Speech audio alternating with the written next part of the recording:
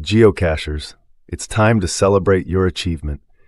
Introducing the brand new Jasmer Challenge GeoCoins, designed to honor your dedication to one of the toughest geocaching challenges out there. Each coin represents a completed loop of the Jasmer Challenge, marking your journey through the history of geocaching. Whether you've conquered Loop 1, Loop 2, Loop 3, or gone all the way to Loop 4, there's a coin for you. These stunning geocoins were designed by renowned coin artist Christian Mackey, known for his incredible craftsmanship and attention to detail. And at just $25 each, they're a must-have for any serious cacher. Don't wait. Grab yours today in the Geocache Talk Shop and show the world that you've mastered the Jasmer Challenge. A stunning symbol of adventure, community, and storytelling. Its bold design shines with vibrant colors and a cool retro look. It's more than just a coin. It's a badge of geocaching passion. You can be part of the journey by supporting Geocache Talk on Patreon. Your patronage helps create inspiring shows, grow the community, and keep the adventure going. Join the network at patreon.com/geocachetalk. Hello, and welcome to Challenge Talk, part of the Geocache Talk Network. You can watch the show live on the second Tuesday of each month. Feel free to jump over to YouTube or Facebook to watch live and join the wonderful and active chat room, or listen to the entire show later on your favorite podcast player or YouTube. Hey, and tonight we're going to continue our exploration of year 2000 caches this month with caches placed in September. Yes, and we also have prizes to give away each show to our listeners. Between each show, be sure to email your challenge cache finds to challengetalkpodcast@gmail.com, and you could be a winner. Later on in the show, we'll play our special game exclusively for the live audience, the Wheel of Challenges. So listen live, get your email app ready, follow the instructions when the time comes so you can have a chance at winning tonight's grand prize. And at the end of the show, we'll highlight some of the challenge caches you found, and someone will win our Challenge Talk Path Tag. Woo. So, hi, Tim. How are you? We are your Hi, hosts, Emily. Emily and Tim. Woo-hoo. It's good. It's another month. It's another month. We did it.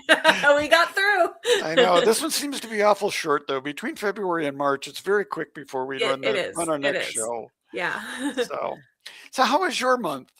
Well, yeah, it's been slow, but I did go over to Roseburg, Oregon, and completed their Discover Roseburg Challenge that I like to do every year. They have a nice coin prize, and the Parks and Recs department puts that on. They had some really neat caches this year. A great lumberjack-themed cache and an axe throwing, just to name one of them. Yeah, so that was cool. But I got poison oak. So you brought something extra home. Yeah. That's what I got for Valentine's Day. I got nice. I prefer chocolate, but a little bit of poison oak, no big deal. Yeah, I haven't had it in a few years, so I can be grateful about that. But it happened.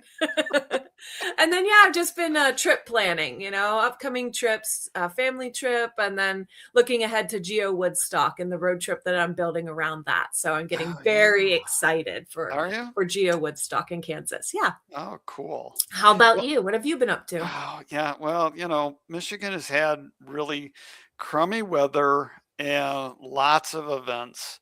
I did manage to sneak in all of the February treasures, so I'm still caught up on the treasure. Nice. Mix. Yeah, I haven't. Haven't? My total find count for February, though, was an even 100. Ooh, that sounds amazing. Lowest monthly find count since 2019. Wow, so you can tell I'm not. That's not at all my level of caching. So that would be a good month. That would be a great month for me. Yeah, but one of the things that I did do, which is somewhat unusual, is with Virtual Rewards 5.0. I looked at Virtual Rewards 3.0 when it came out, and I'm a big fizzy guy. So I said, can I do a virtual fizzy in Michigan? Okay. And the answer was no. Can I do a virtual fizzy in the United States? And the answer was no. can I do it in the world? And the answer was yes. And I had X number of squares that you could not find in the United States. Okay. So we sent that out to several podcasts and said, hey, if you've got a virtual reward, think about something creative and something along this. So this year I went and did it again, and I'm bringing it up on the screen. So in the same way, the green highlighted boxes are wonder why that didn't do that. Okay, anyway, the green boxes are those fizzy grids that you can fill in with a virtual in Michigan. And the white boxes are the ones that you can fill in the United States. Okay. And you can see many of those boxes only have a 1 in them, which right. you have to go one place to find. One place in somewhere in this United States. Correct. Yeah. And if we look at the vaulted 1-1, which there's 147 in Michigan, there is just over 3,000 1-1s in the United States. I want to say it's 3,067, something like that. But there are 3,072 in the rest of the grid. All the other 80 boxes make up 3,000. So there's just a few less in the 1-1. So we need more creativity in the virtual rewards. Got one? Congratulations. Now do something really good. Put some work into it. And I don't know what date it was. Geocache Talk had an episode on what to do with your virtual caches. Yes. So yeah, that was a couple of weeks ago. Listen and get some ideas, and maybe springboard your own ideas off of that conversation too. There you go. Cool. Yeah. Tim, well, that's my month. Not a lot. You always take things to a unique level. Very creative. Thanks for sharing. All right, so we've got some news items, just some big events coming up. We want you guys to know. Of course, I mentioned Geo Woodstock in Kansas. I didn't make a link for that. Sorry, guys. But you can just Google Geo Woodstock and you'll find their website. I just did that before the show. But we also have Cache Fest Savannah coming up July 11th in Savannah, Georgia. And stay tuned. In 2 months, our May show, we will be kicking off our annual pre-event challenge for Cache Fest. So, and it should be fun. It should be fun. I'm so excited. So I'm excited to share that with you guys, and we think you'll enjoy it. And so we'll take a brief pause in this series to bring you that, and then we'll come back to the series to finish up year 2000 caches. Right. And while I said I finished the February challenges, March the 17th, St. Patty's Day, there is the cat figurines and the Geomobile treasures are coming out. More treasures coming out. More treasures. So hopefully you can snag a couple more. Very fun. Also coming up this weekend, Pi Day souvenirs. And you know what? It's all about mystery caches. And challenge caches are mystery caches. So, that falls right in line with our beloved challenge caches. They have 3 souvenir levels. I'm going up to finding 14 mystery caches. So 3 and 14 Pi Day. I like it. I like it. I may or may not have 14 challenges already found and in the hopper. That is lucky, because I'm going to get none of those souvenirs. It's just not going to work out for me this year. It didn't work out for me last year either. We have a Cedo hike planned for Saturday, which with their rumor has it there'll be 14 mystery caches placed along that trail. So whether I have to use one or more, I should be souvenired on that one. That's good. But hopefully everybody can get out and grab those souvenirs. Yeah. And then you know what? There is an event called Challenge Fest. And it's in no way affiliated with the Challenge Talk podcast, other than our friend, the Cheeky Brit, is the one putting this on. And he asked permission, and we gratefully gave him, plagiarism is the sincerest form of flattery. So he said, go right ahead and steal away. So it is in August 22nd in Pocatello, Idaho. The GC code up on the screen is GCBF8TE. And and that should be good. There is a video. It's in the show notes that Mhm. will explain, and it's a really good video. It's about a minute long, but I couldn't figure out how to get the audio into StreamYard. So we're not going to play it on this show, but you can take a look at that. And there is a pre-event challenge for it that complete a series of trails and you can earn a coin. Yeah, so we'll put that link to the checker too in our show notes so you can get all the info you need or reach out to the Cheeky Brit. Right. Very And exciting. and just to acknowledge Monkey Brains 41, yes, holding challenges for a specific date is playing the game differently than maybe somebody else wants to play it. So I can tell you that I probably will not do that, but I was covering my bases for the souvenir. Gotcha. So just to Gotcha. cover that. Oh, So this is fun. So Cheeky Brit says, test your fate at GCB Fate. oh, isn't that FATE. cute? That's fun. I'm glad you got that GC code for your event. That's very, very fun. He also mentioned that his GeoBud and I have 5.0 virtual credits and plan to Oh, fill 2 of those boxes with a single USA virtual. very nice. All right. Yeah, Way to go, Cheeky awesome. Brit. Excellent. Thank you. So, and this month in our statistical analysis, there are now 51,627 challenge caches around the world. We've increased our total by 539 as of March the 1st. And in the USA, there's now 19,836.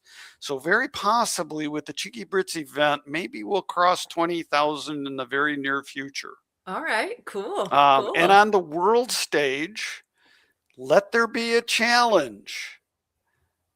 France is only 20 caches behind Norway for 4th place on the list. Oh, has that been actively creeping up? All right. All right. Someone in France has gotten the challenge bug, maybe. Very good. Well, that's really neat. Yeah. Cool. And we heard from one of our listeners last month. If you recall, we recapped the December show where we awarded Project GC certificates to people that entered our contest. And unfortunately, we messed up the order of the people that we acknowledged. So our winners were Sims Quest, B Genius, and X7 Kevin, with honorable mention being Team Libra. Okay, sorry about mixing that up, guys. We mixed that up for Team Libra, and she wrote me and she said, "Hey, I thought I didn't win, but you said I won. How do I claim my prize?" And I looked back and I went, "Oh, I'm sorry. We made a mistake. Sorry, guys." It's bad when we do that. But thank you for playing. And that is, we want to apologize for our mix-up. And okay, move forward. Okay. All right, well, let's get into our topic. Tim, we are noticing a trend now, starting here with September 2000 caches and through the end of the year 2000, that the numbers are creeping up. There's a lot more opportunities for these later month year 2000 caches. The numbers are getting higher. So we have a lot more caches to talk about, especially even from last month when we talked about August 2000 caches where there were only 4. So, well, it's nice. So we spent a lot more time in August, and actually September equals June in the number of caches that are available. There's 12 September caches that you can find. They're pretty well spread out. So you can kind of see that geocaching is expanding, and they're in more places, they're in more countries, they're in more states, and so we can review them. So the earliest of which is GC 57, and it's probably, I should share my screen while I'm doing that if you want to talk about it. Sure. So this one is named Geocache Arizona, and this one is about 40 minutes northwest of the Phoenix airport. So Arizona, it's going to be a little hot. It's a bit of a little hike. So you want to take your water. Tim, you did this one, right? Water's important. I did this one in February of 2018. Mm-hmm. And where'd my mouse go? I lost my mouse. My mouse is gone. There it is. I was going to bring my picture up. Look at that There handsome you devil. go. You know, you can see the cache, you can see the tree, you can see the terrain. I have my shorts on. So it looks like it was hot even in February? Well, I have a long sleeve jacket on. So Okay. I won't say it's hot, but it's dry. Okay. And so, you know, it doesn't have to be real hot. I know I've taken some hikes here in Michigan in the winter when it's really, really cold, and you still perspire, you Mm-hmm. still lose water. So, you know, hydration is very, very important. It is a rolling terrain in the desert. There's some gullies to cross, not really elevations per se, but you do have to pick your terrain carefully. The parking area is about 1.25 miles from the cache. And luckily, there were enough caches along the way that it really didn't even feel like a Okay, so mile. you're It was keeping a yourself very easy occupied. hike. Cool. Very So good. my wife and I did it. And I've told this story before, but this particular one for our winter vacation, my wife said, "Where would you like to go?" And I said, "I don't know." She said, "What about Arizona?" And I said, "Well, okay, let me think about it." And this was the last cache I needed for my first Jasmer loop. And I said, Oh, "Honey, I would love to go to Arizona with you. Can we get one cache while we're there?" just one. Just one.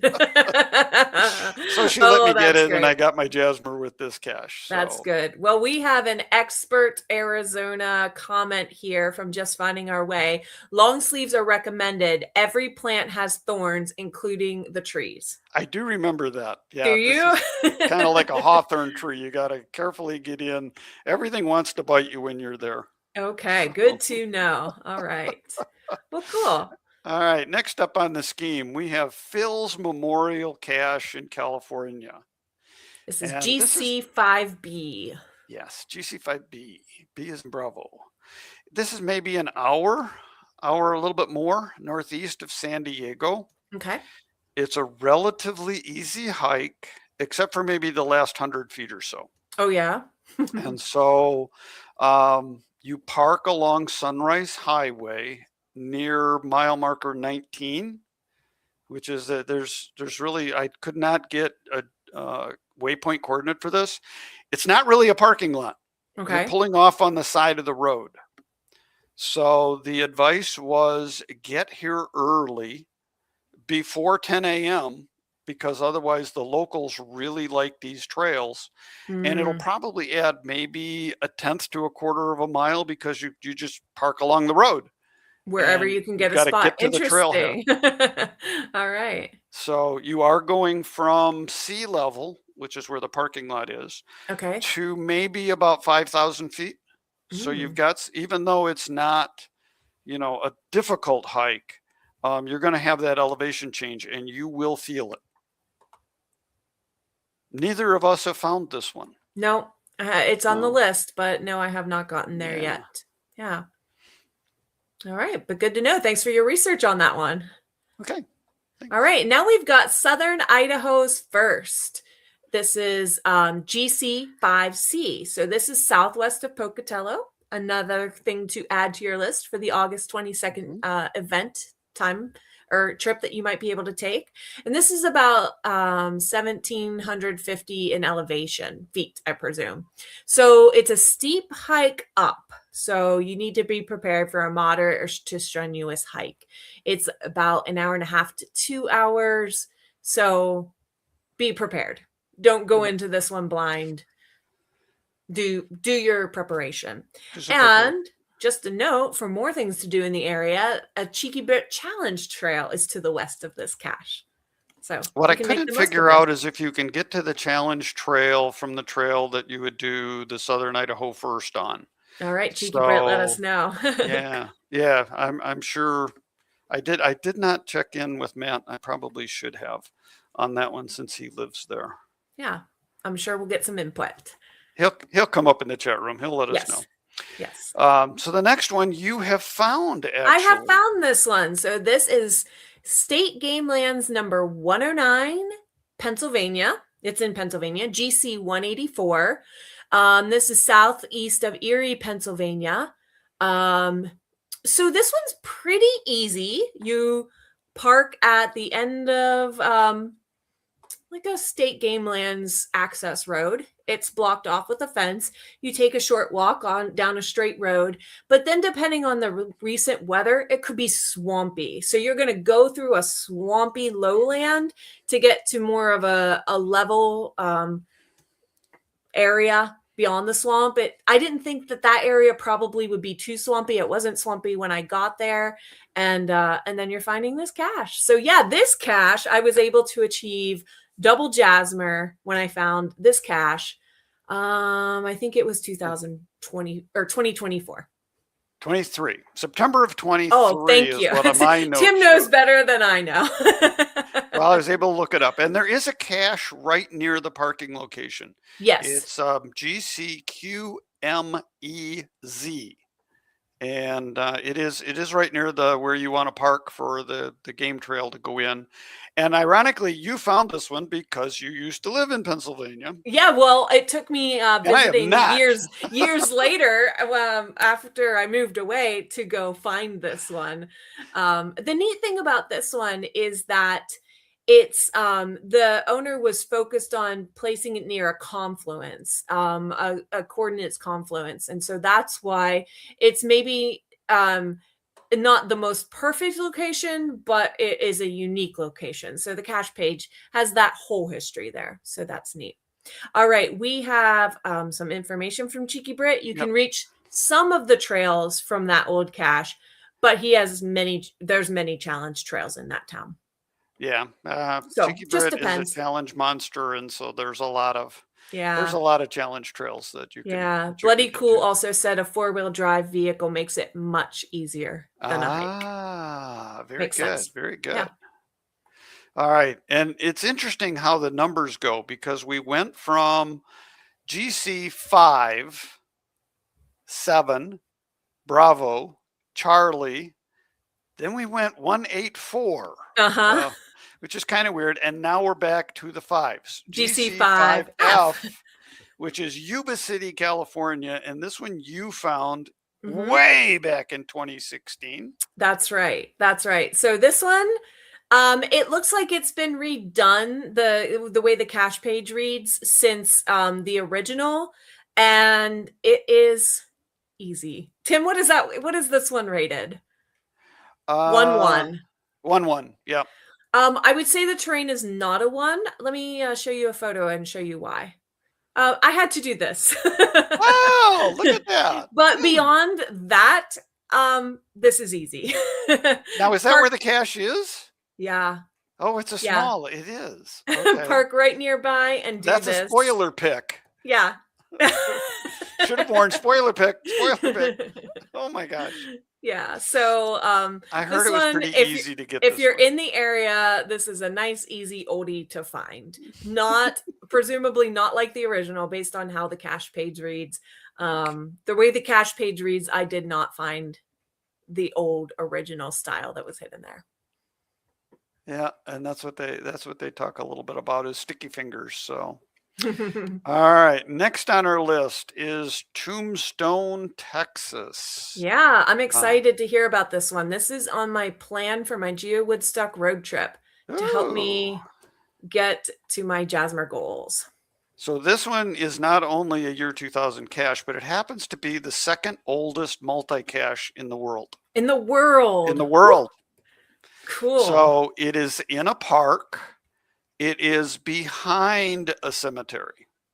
You don't have to go through the cemetery. In fact, they recommend you don't go through the cemetery because you have a fence to jump to get to where the cache is. Now, in the show notes, we've listed a couple of possible parking areas. One of them is by something called the Trinity House, which is to the north side of the park. And it looks like you can park there and walk in. I parked in the faculty staff lot F9, which there were signs all over that says you're going to get ticketed, you're going to get towed. If you're parking illegally, but there was nobody on campus when I was there. I was there in 2019 in May.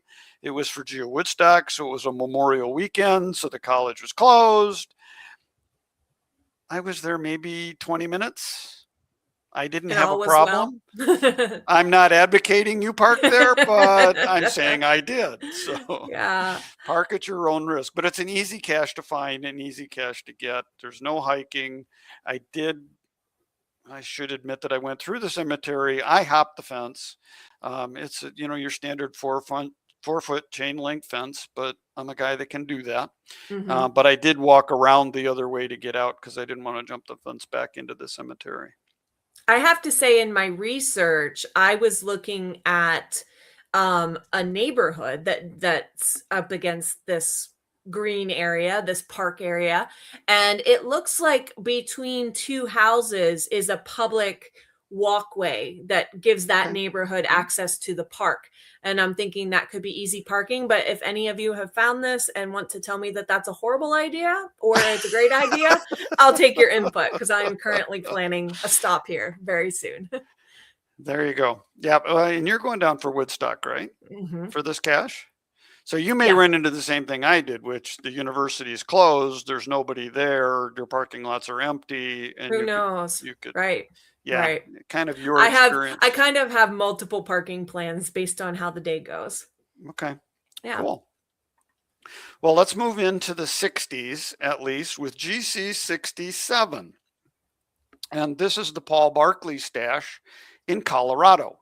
Now, it's west of Colorado Springs. It's sitting up at about 8,000 feet. So this one you're going to have a little bit of trouble with altitude if you're Mhm. not already. We've got some in the show notes where you can park near a cache GC 7Z1FA, which if I remember right, that's an earth cache. Cool. And then you take the Maze Peak Trail, and we've got coordinates for the trailhead. It's a pretty significant hike, about a 3.5-mile round trip with what was classified as a moderate terrain until you get to the last 900 feet or so.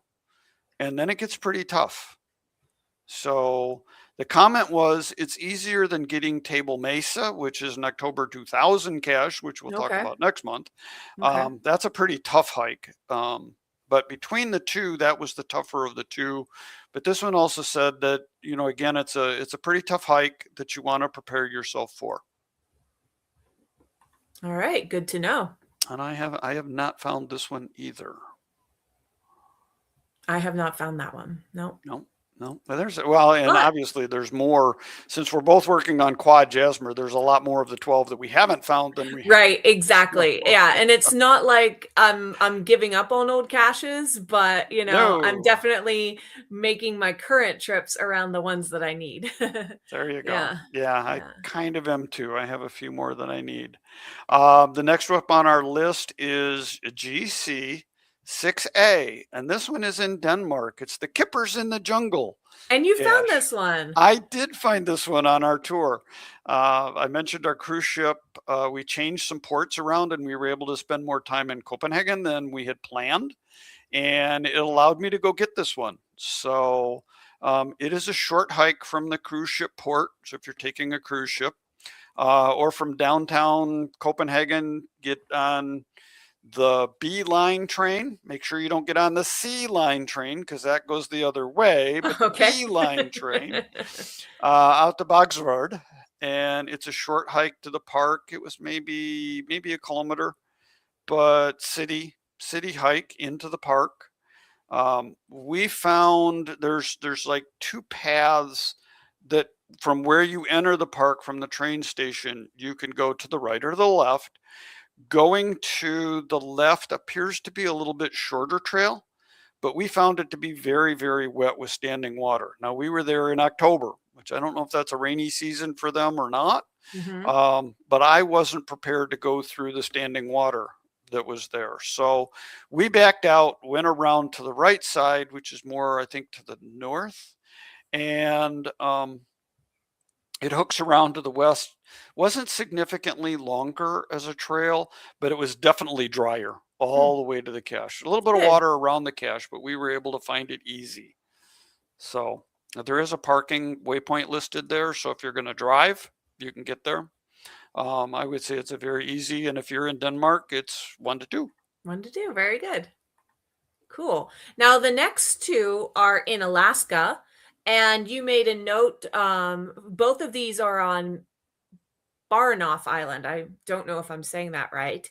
And Sitka is the major town. So 2 ways in: boat or cruise ship or an airplane.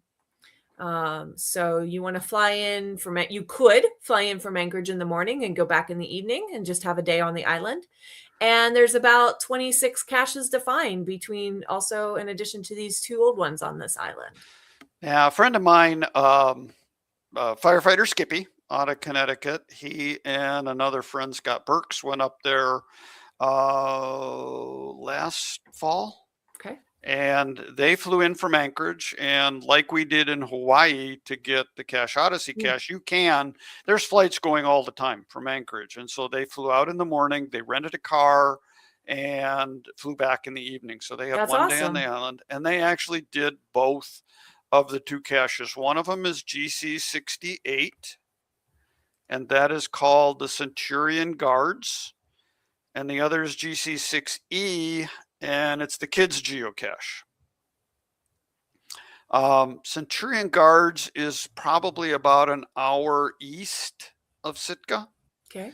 And they have something called a tour row, which I had never heard about. Oh, I think I know. Yeah, I think I've heard of that. Uh-huh. So like an Airbnb, you can rent somebody's car for the day. When they're not using it. Yeah. So they rented a car. You can bike to it, or you could take a taxi to it. If the fire road is closed, which it was the day they went, it's about a 2-mile hike, which is really easy until you get near the end again. Why is it like everything's real easy until you get right we there gotta to make that it end? so the people don't find it, the Muggle people. If the fire road is open, you can drive to within about a 1/4 mile. Oh, It's cool. not a tough or a bad hike, but you do have to go uphill. The big one here is not elevation; it's the bears. Bears. Alaska is known for their bears, and you don't want to find them. So, bear spray is highly recommended. Bear spray is not transportable on an airline, though, unless it's going to go in the checked bag, which they obviously didn't do when you're doing a day trip. They didn't do a check bag. So they bought bear spray on the island, and then they left it with the park service. So they appreciated the donation for the park rangers there. They didn't have to use it, which was really good. Good. We also have a tip in the chat. Vince Rose says Alaska Airlines flies direct to Sitka from Seattle as well. So that's good to know. Oh, that would be cool. Mm-hmm. Probably not a day trip at that point. No, but you could plan. Yeah. Yep. Cool. That would be a good one. Thanks, Vince. So Centurion Guards is east of Sitka, and then Kids Cache is northwest. All right, so you're going all over this place. Yeah. It's I want to say again, it's about an hour to the northwest. You can park at the Stargaven campground, which then it's about 0.6 of a mile, and it's a very pretty hike. From what I was told, it's just gorgeous, the scenery. This one is more along the coast than Centurion Garden is. This is the one I think most people get when they take the cruise ship. I've heard about it's about a 3 to 4 hour trek on a bicycle from the cruise ship from the cruise ship area. Mm-hmm. And again, bear spray is highly recommended. Yeah, for this cache as well. All right, very fun. A twofer up in Alaska. All right, our next one is Octopus Garden, GC70. And so this is another unique one in that it's the oldest active unknown cache type in the world. So this one is in North Carolina, and we've got parking coordinates in the show notes. This one is pretty easy. You walk down the trail. There is a puzzle in the cache page. if you scroll there, Tim, you can see it's kind of like a puzzle. I don't want to speak wrong without seeing it. Okay, so you've got some possible answers here, and one of those is the correct answer.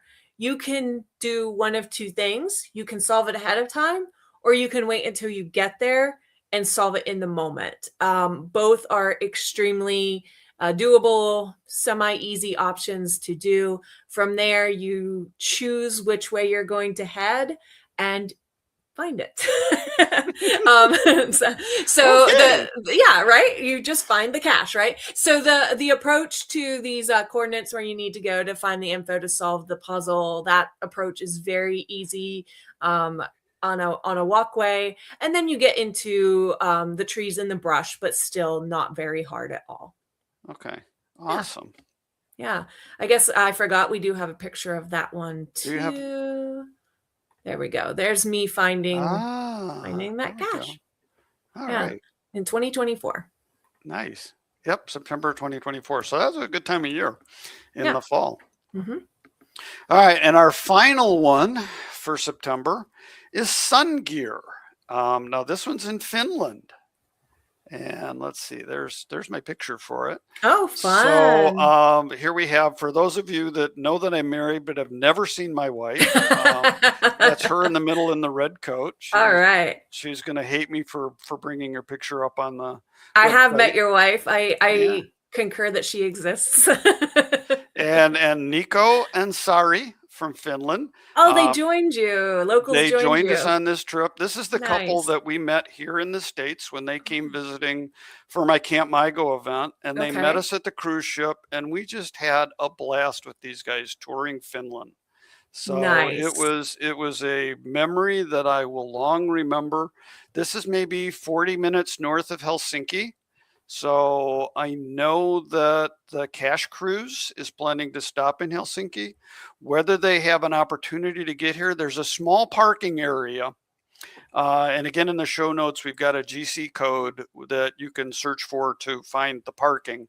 I don't know if they can get a bus into that parking area, though. It's more designed for a small car. Yeah.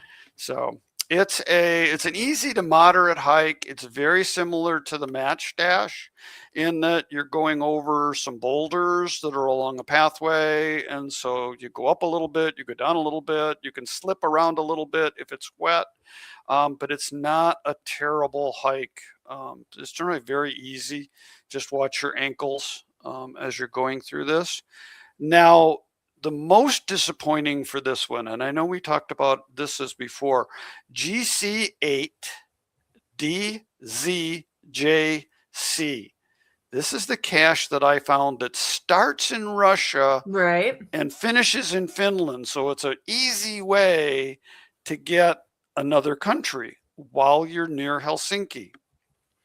Problem is that cache has now been archived. Oh, so yeah, you got a special cache under your belt then. I do. I have a very special one, and I've talked to some people about the Cache Cruise that want to get to this cache because of its uniqueness, and unfortunately, it's no longer available. Bummer. So darn. Well, Vince also has a suggestion on this one. Go during blueberry season. They're everywhere. Ooh, and they very much could be. I love sun-warmed blueberries right off the bush. That sounds great. So, and as we wrap up, I definitely want to say a shout out to Vince Rowe, TTO2. He gave me a lot of intel on some of these caches. Firefighter Skippy and our friend Poe Ann from Georgia. They all help contribute to the knowledge and information that we have. Because again, we haven't found. We haven't been everywhere. No, believe it or not. In October, we have 23 caches. Yeah, yeah. So I'm not sure between us we've been to 23. This is a unique comment that Vince made a few caches back. Vince, is this one about Tombstone? He said we found real human ashes at that cache. So if you look up his log for TTO2, you'll see a picture with that. So very interesting. We have unique experiences on our journeys, huh? That would be cool too. And Vince has been, we almost have to play where in the world is TTO2 we do GB. And so he clarified this is the Paul Barkley cache. Okay. where All he right. found those. He gave us an update on GC53, which our thing came in from retired guy there. The area around Rift Valley is now completely fenced off. So you really have to be careful how you go.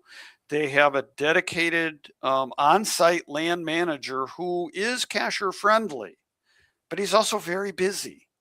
So he has worked with Vince to designate a contact.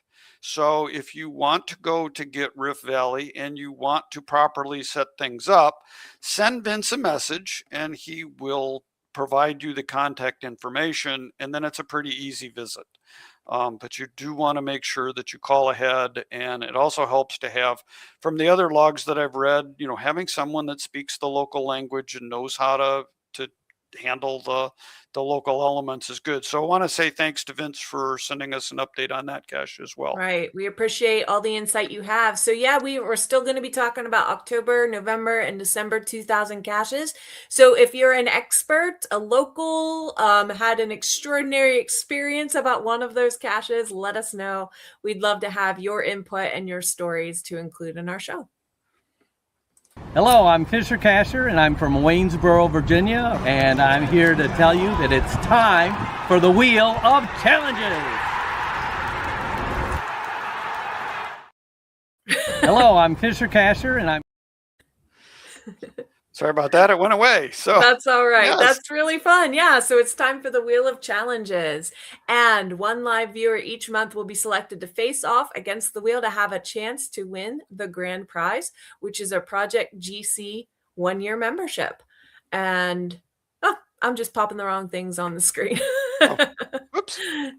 All right. So There get your email ready, and anything that you want to send us at all, it all goes to this one place, challengetalkpodcast@gmail.com, including this game. So we ask that you limit yourself to 3 lifetime wins, but to enter tonight, if that's not already used, send an email with the subject containing Spin Me, followed by your geocaching username in brackets, and answer this question.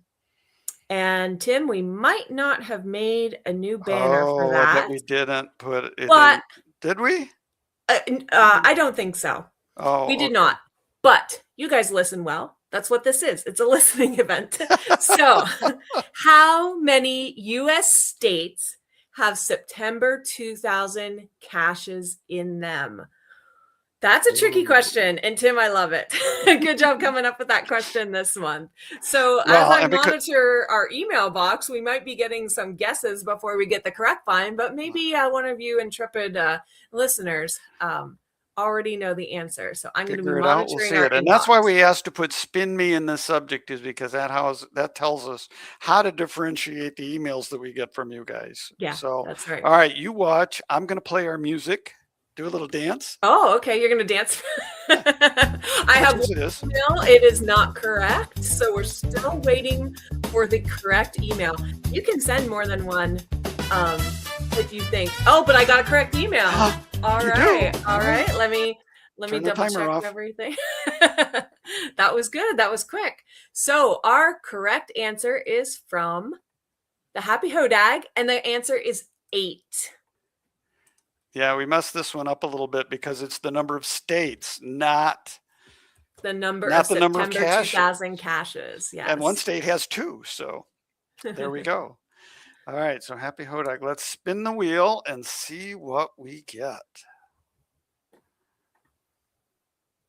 And it's going to go past the 1 straight to the 5 difficulty. Oh my goodness. The doctoral degree challenge. This one I know is tough. It is a 5.5.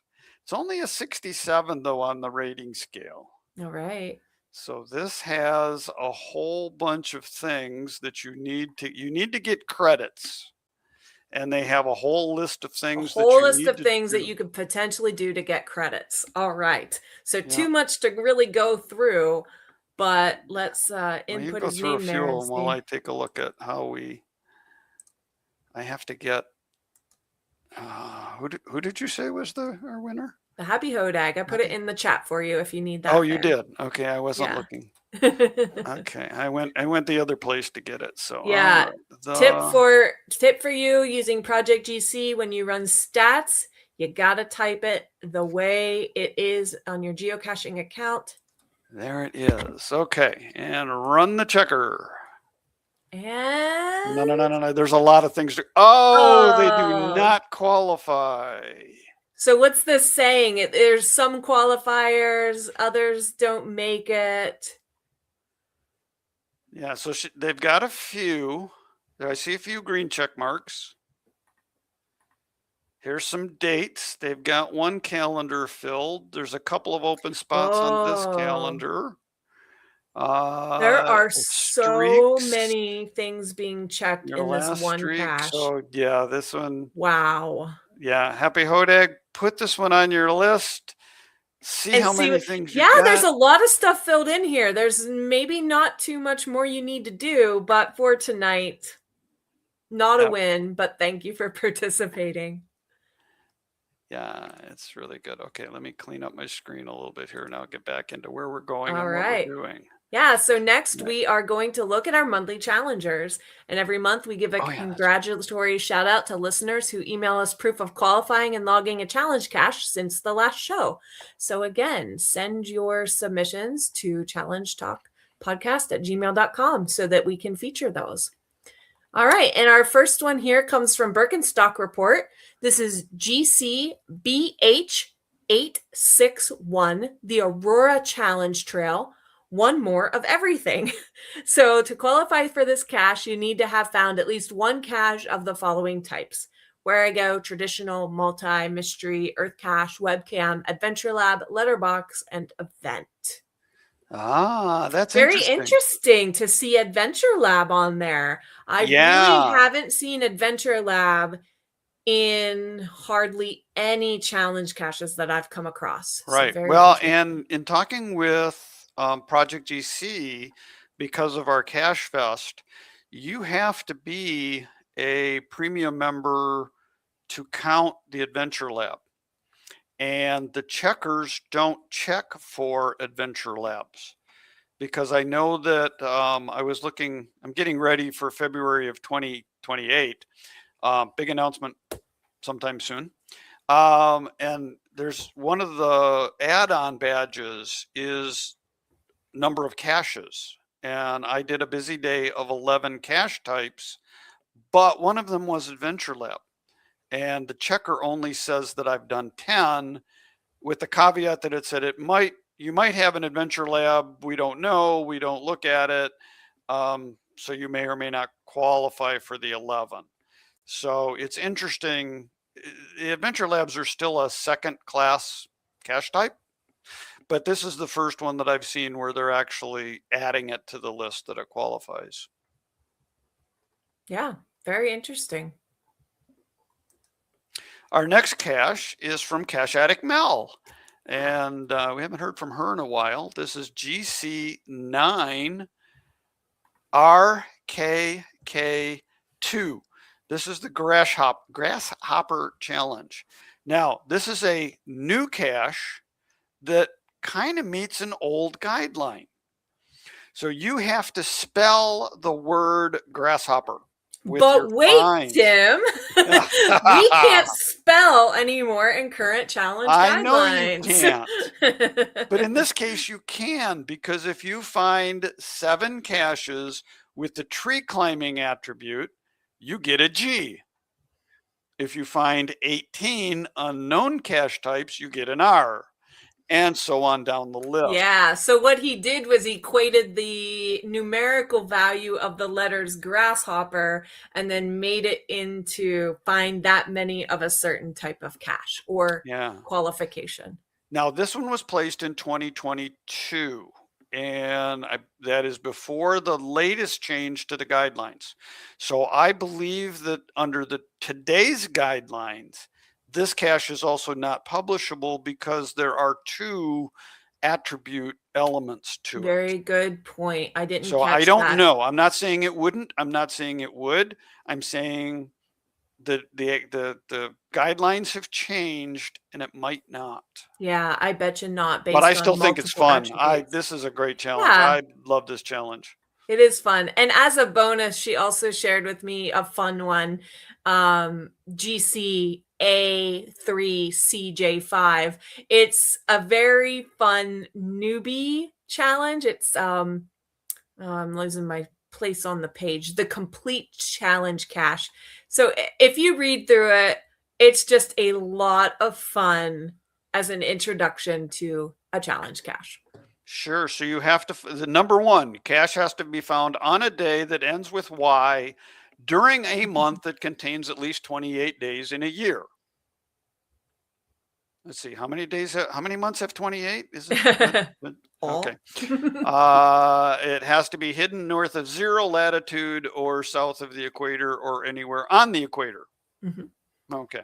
This looks like a lot of fun. Yes. Yes. So you can look that up and read through and get a good chuckle off of that.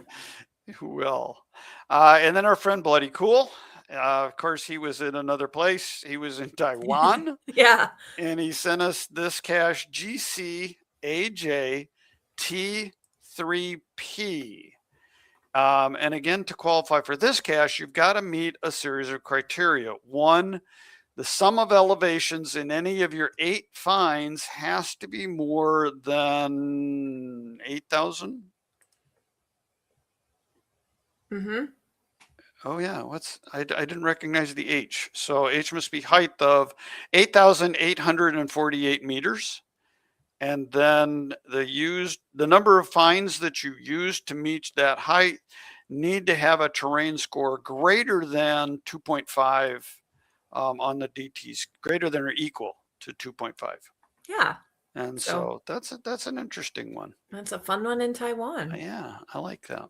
Very cool. While he was traveling.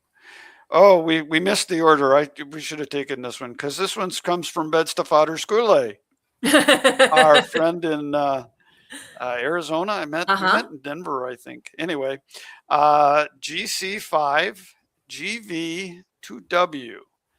This is the CGCC022 Cooperation Challenge. And your challenge here is to find 5 GeoArts. Yeah, so this is definitely an older challenge, but I thought that sounded neat, you know? I'm not sure I've encountered such a challenge before.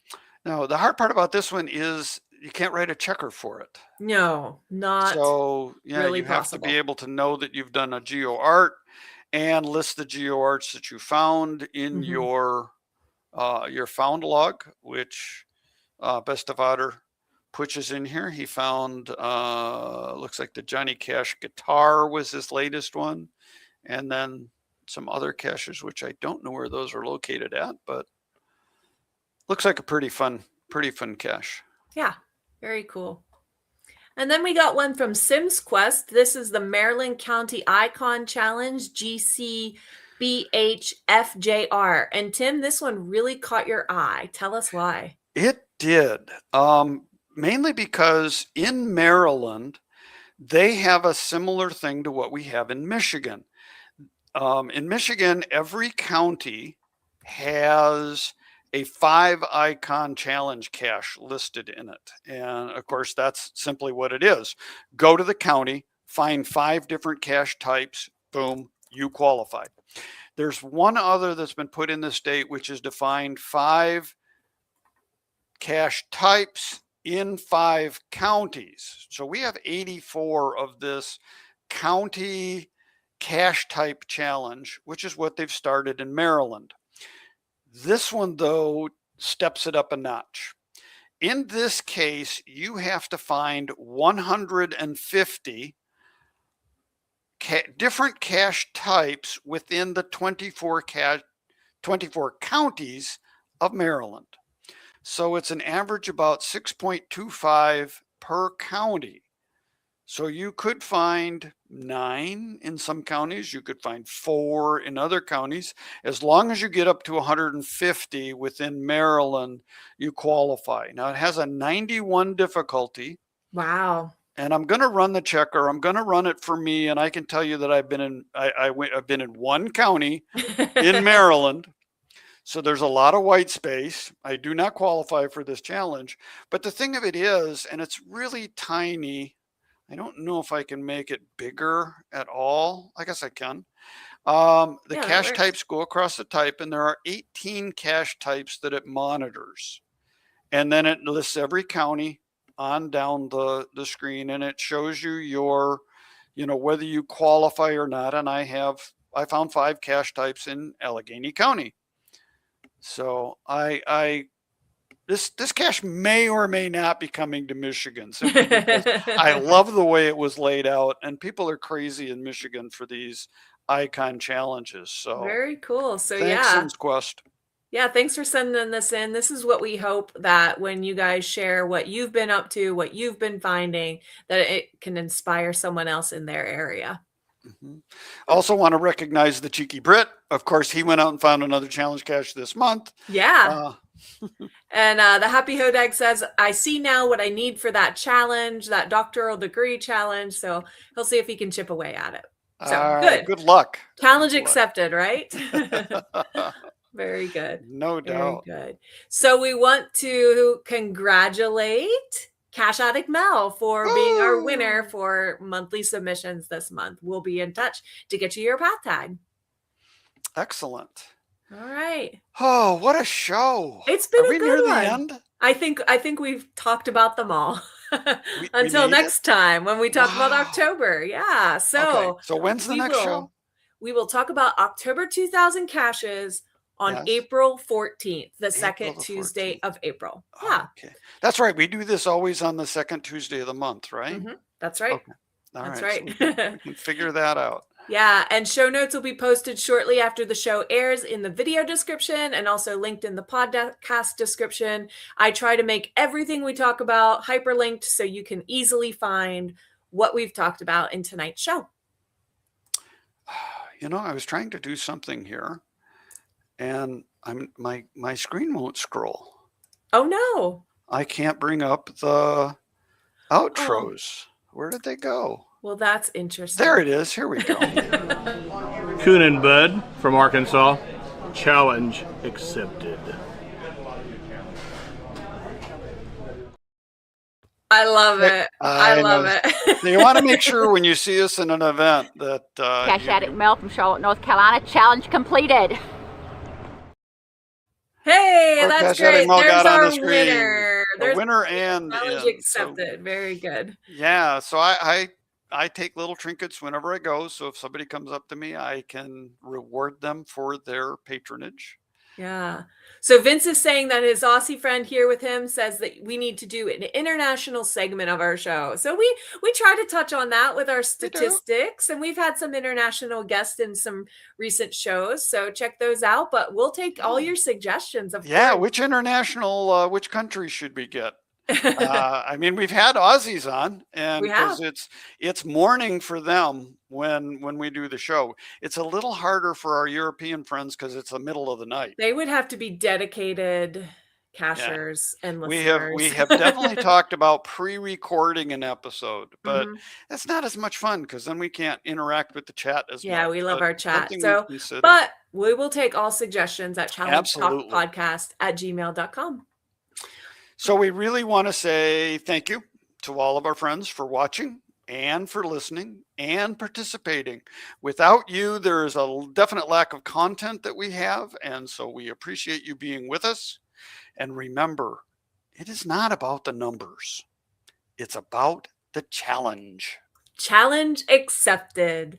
See you next month. Jim. Bye, everyone. Bye. Good night, everybody.